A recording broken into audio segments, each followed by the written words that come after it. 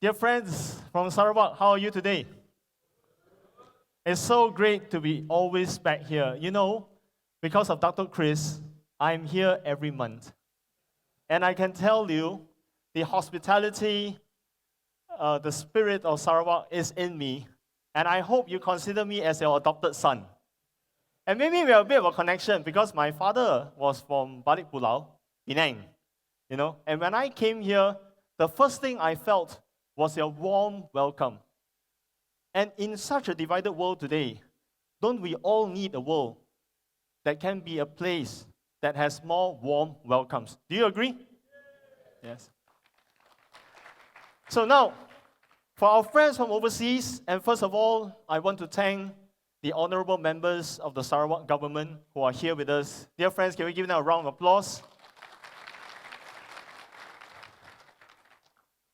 You know, there are many governments who are talking about sustainability. I know because it's our day job. We work with them. But talk is easy. But something that what the Sarawak state government is trying to do, which is to do the entire program of sustainability as a whole ecosystem, from the government to the regulation to the private enterprise, is not easy. And I must say, I'm really privileged to listen firsthand to the state government's vision. It's really exciting. And that's why we invited friends from overseas. You are here from 15 other nations, and many of us are here from Singapore, who are here in Kuching, to hear firsthand how Sarawak is also implementing this change. There was a very interesting story or experience told by Elon Musk. He said that we always assume, as humans, our knowledge and our ability to implement change progress. But that's not true. Over time, our ability to make change happen decline. We lose that knowledge. He gave a very good example, NASA, which put humans on the moon, many decades later actually lost that ability to put men on the moon again. And they're struggling with it. And Elon Musk was saying that this is one clear example that if you're not careful, and you assume that human beings will always move forward, they don't. We actually digressed. We don't progress. And worse, we do not know how to do it together. And which is why he went on to build SpaceX. And SpaceX is this very incredibly successful enterprise, and we all know that SpaceX is about to launch and test launch its largest rocket into orbit and into outer space. This has huge implications for the future of humanity. But what SpaceX has done, sorry the pun, is not rocket science. Turns out that when people told Elon Musk, you have no rocket engineering expertise, you don't know anything about rockets, you cannot get it done, and he took out a spreadsheet, and he as the engineers just broke down the steps and say, here's how you can get it done. And right now, do you know that it cost 10 times lesser than the price in the 70s and the 80s to launch a rocket to outer space? That's incredible. And what SpaceX has been able to do is something that we all have to learn how to do. And some of us today went to see future trees. How many of you did that today? So you have hugged the trees. That's very important. Why? Because Sarawak here is trying at scale to implement sustainability. And I can tell you this, dear friends, many experts have said, because of the crisis of sustainability, it's no longer enough to tell consumers, please do not use plastic bags, please save water. We need projects at scale. It's the same thing as the space industry. You need large projects at scale, which is why the partnership between government, enterprises, and individuals are so important today. This is my tree. It's about a year, and it's astonishing, right? And I was saying to the dear friends in TSG Green, it's like an F1 process of growing trees. And you know why we need F1 process of growing trees? Because the earth is not getting enough of trees. There's so much urbanization going on, it's frightening. They say in China, there are almost 250 million houses that can house the entire Spain, and nobody wants them. Just imagine that. And how many countries have properties that are not really necessary, but yet we need more than that, the equivalent, in order to help our Earth breathe again, in order to fight climate change, in order to do better in carbon capture. So, facts do not necessarily translate into action for change, which is why we do Shape the World Summit. And I can tell this, we started Shape the World Summit because in the earlier years, 17 years ago, when I started out in Singapore, I was disgusted by a lot of conferences that's happening in Singapore in the region. Of course, now it's much better. Everyone was talking about making money. Just making money and not making a difference. You can't make money if you do not know what you're going to put back into society. But in those days, CEOs will tell you, hey, Lawrence, I'm only interested in profit, not purpose. Now it's the other way around. Huh? Every board meeting I'm in, all the CEOs are asking us, I want purpose before profit. But in those days, nobody talked about that. So what we realized when we started Shape the World was we need a whole new generation of leaders of purpose and vision. Now, some of you know, Consulus is part of this big network called the Economy of Communion. And the idea of the Economy of Communion, and Dr. Chris and I went for one of this international conference in Rome, is about this. That is about impact. It's about transforming institutions. It's about changing the way we influence the market. I know Dr. Chris has been accused of being crazy at times. Why do you work so hard to do this kind of stuff? Why do you do this kind of projects? But it's because of purpose. It's because he sees that Sarawak is a great place to do this great innovation. And just now I was with Dr. Philip, and I was learning his amazing ability to do an eco-farm. You know, eco-farms are really hard to do, If you've ever been in that business, to make it viable, really viable as a business, and viable for sustainability. And later on, you hear from Dr. Philip. And so many Sarawakian leaders who are implementing change day after day. Now, I have another friend here, and I'll introduce him to you later. He's Eric, and he is leading a parenting movement. It has something to do with this keynote that I'm sharing with all of you today. About a year ago, when we were working on a project, and suddenly we were discussing, right, how do you actually impart knowledge to the next generation? And I had a moment of reflection for myself. What kind of knowledge am I imparting to Natalia, my daughter? And it's not a straightforward answer, because it covers many things. It's not just information. And kids nowadays, they're very clever. They don't need information. They need wisdom. They need situational purpose. They need to understand context, right? And that really got me thinking. We spend so much time absorbing information, but are the information helping us shape a better humanity? Because you know what is something in common about the top 10 tech firms in the world? Anybody? What do they have in common right now? And it's the in thing. And you are here for one of that topic as well. Anybody? They're spending a lot of money on AI, by the way. If you're raising funds, by the way, which we do, you have to have something related to AI. And you know how much money they have committed for machine learning and AI? Anybody? This is not an auction. If you win, I can't give you anything. Right? You probably have to talk to Google or IBM. It's staggering, right? The latest number is $400 billion on machine learning and AI. It's incredible. Now, if you think about it, AI is almost like a kid. You actually need huge amount of information. You actually use up a lot of energy. You need a lot of processing power in order to make AI work. It's not something as simple as walk in the park. And we have many experts here today from the region who are sharing with us. Now, if companies are willing to spend $400 billion on AI, how much time do each one of us spend on human learning? How much time do we know about ourselves?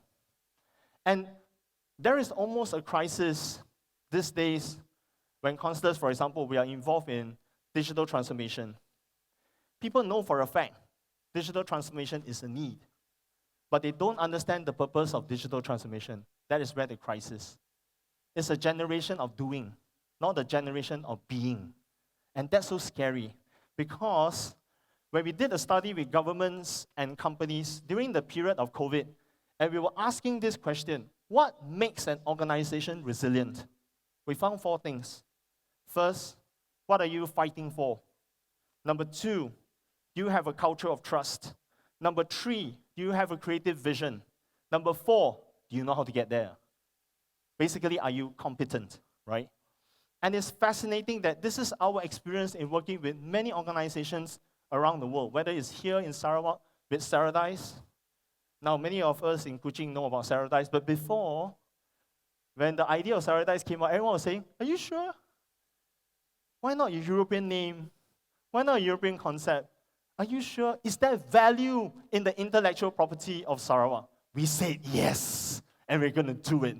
And it's incredible. Now, many people talk about Sarawak from many other parts of this region as well. Same, or with the Islamic Bank in Brunei. What can an Islamic bank do beyond just money? Can it help to prove that Brunei alone is not just reliable on oil, that Brunei has its talent, has people of purpose, that Bruneians can do and can change the world?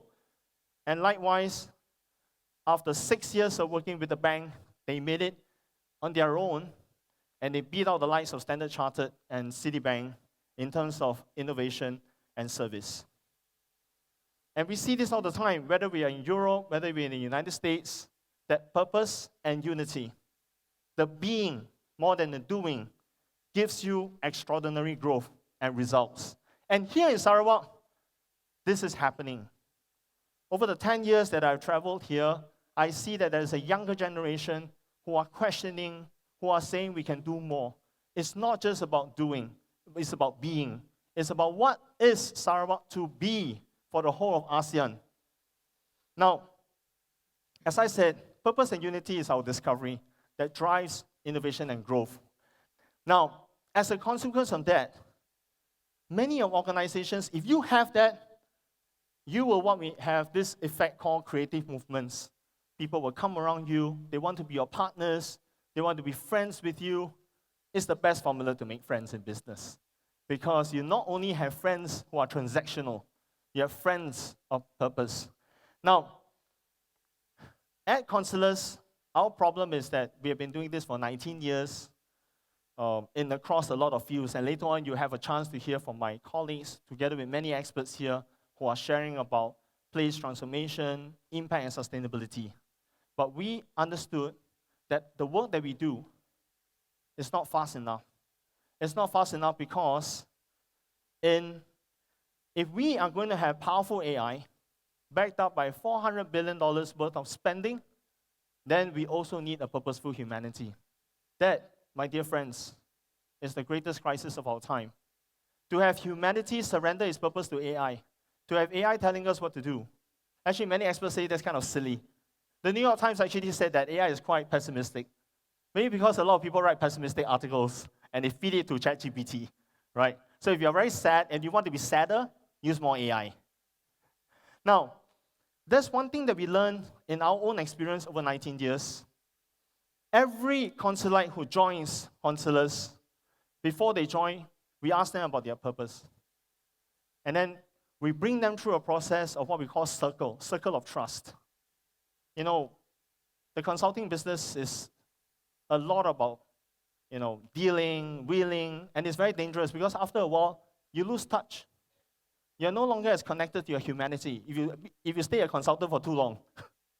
So we slow people down by every Friday and telling them, don't talk about work, share about your life, share about your being. And some consultants, especially from the big firms, they're very uncomfortable. What do you mean by share about my being? I'm sharing about my work. No, we are asking you, who are you? What do you love? What gets you happy, passionate? What are you crazy about? And this thing about being is really so important. And then we bring them through the third process, what we call bonsai. Bonsai is a process about truly being honest about yourself and allowing other people to be relational to you, to share with you the areas that you can improve of your own. Because every one of us, we know this for a fact, our wives will remind us that we always have room for improvement. Isn't it? The husbands in the room. Which husband here, the wife said you have no room for improvement? Right? Well, that one is quite sad, That one is lost hope already. Yeah? So all our wives will remind us, you have a room for improvement, right? And the last thing is, if you know how to dialogue on the basis of trust, if you know how to listen to others in order to be a better you, a better being, then you are a better designer for change. You can't design change unless you find it within yourself, unless you honestly look within yourself that you truly understand your being and be able to do this. And that's why we do Shape the World Summit. Another experience during COVID, which we started, was doing this holistic leadership course with the US universities. And this is one case with Indiana. We realized that when we applied that experience and we worked with many leaders in very highly stressful environments, healthcare, government, and helping them to situate themselves, find their purpose, walking them through methodologies to understand themselves, some of the leaders said, it is a powerful tool to know that in a world of complexity, we can still find our being, we can still have our space, we can still be who we want to be and who we are meant to be. So recently, we have been trying to accelerate our impact by working with many other universities and institutions. One of them is Fordham University, which Rebecca and I, later our head of strategy, she will be moderating a panel. And we know that there are many partners who are very concerned that in the world of AI, humanity will lose its purpose. Humanity will lose its sense of being. So I'm happy to announce that Consulus is changing its entire business model. We will not be a consultant first, but we will go first with people of purpose. That means we'll focus our primary business of helping every individual find their being and work with others to implement change. And of course, I'm very happy to share that one of our partners is here, ProLingua. Freddie, may I ask you to come up and say a few words?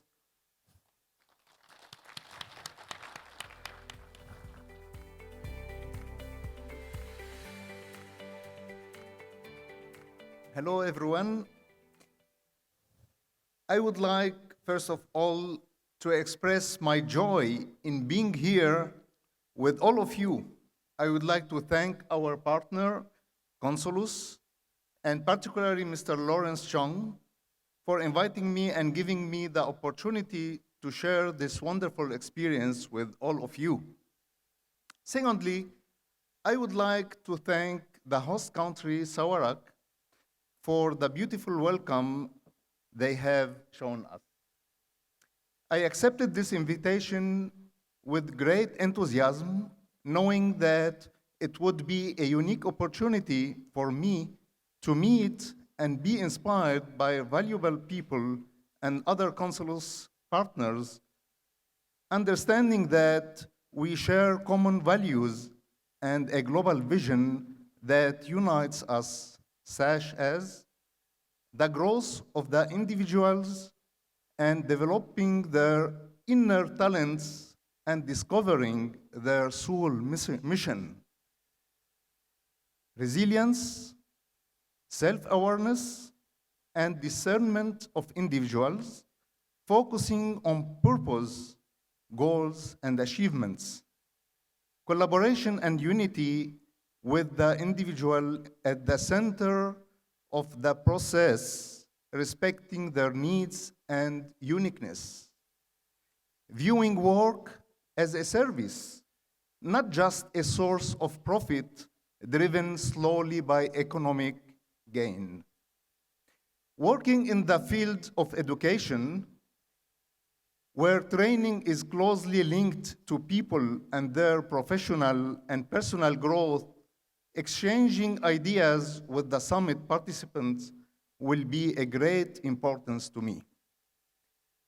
To finish, I would like to call Einstein. He said one sentence very interesting. Learning is not filling an empty content. Learning is turning on the fire inside of the person. Thank you. Thank you, Freddie. Thank you. And together with Freddie, we'll be building a creative movement in Italy and Europe. And I'm also happy to say that we are also doing this kind of impact for organizations together with another partner today. And I'm very happy to introduce Eric, where we are trying to build a whole new movement for parenting. Eric, please.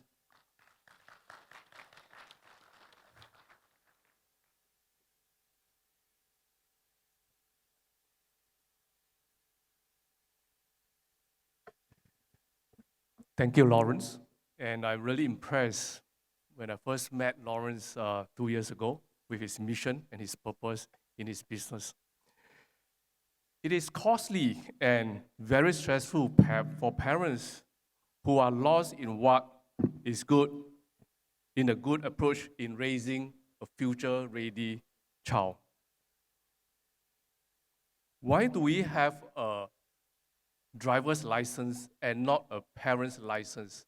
Isn't parenting is 1,000 times harder than driving? So Paradigm is set up with a purpose to bridge and to shape the parenting knowledge gap and the communities. Together with Consulus, we hope to reach out to 1 million homes in the next future 5 years through our programs, retreats, products, and technology. This is a paradigm movement, and I hope to speak to all of you in one day and be part of this paradigm movement. Thank you, Lawrence. Thank you, Eric. Thanks, Eric. You're certainly in the right place because Sarawak is the best place for families. Isn't it true, Sarawakians? Okay, we have one more thing. We are happy to also say that from today, Consulus is launching a whole new solution for individuals in order to help them to find their being and to be change makers. It comes from our 19 years of experience working for multinationals, working with global universities, and we call this Personal Core. And in Personal Core, there are applied methodologies that we have helped CEOs to think, calm down, make very important decisions, but more importantly, we are helping everyone to make decisions for their own family and for their own careers. And what we want to do is to slow people down. Because a lot of times, people are moving too fast while losing their sense of touch, moving too fast to lose their ability to think creatively. And our first tool that we were happy to introduce today is called My Master Plan. You can use it to slow down. It acts as a series of very provocative questions that we have applied to Fortune 500 companies and to the universities, especially those in the United States. And you can give it as a gift if you're very clear about your purpose and you're very clear about your master plan. Now, we will be launching a support in terms of what we call Personal Core, where we will share stories. There will be sessions that you can take. You can go to Rome, in the Trevi Fountain, where Freddie is. You can come to our campus in New York at Fordham University or Singapore, and hopefully we can do this also in Kuching. Now, like what Eric said, with his parenting movement, for us also, we are hoping to reach 1,000 persons of purpose through this program over the next 10 years. Now, we are happy to say that there's a limited edition here, and it is the equivalent of 8 Starbucks. So you're supposed to do it over 8 coffee sessions over 3 months. Thank you for today, and I'd like to end off with just a video that sums up the entire vision and what we hope to do with all of you today at Shape the World Summit. Thank you. Our world is changing rapidly in complex ways.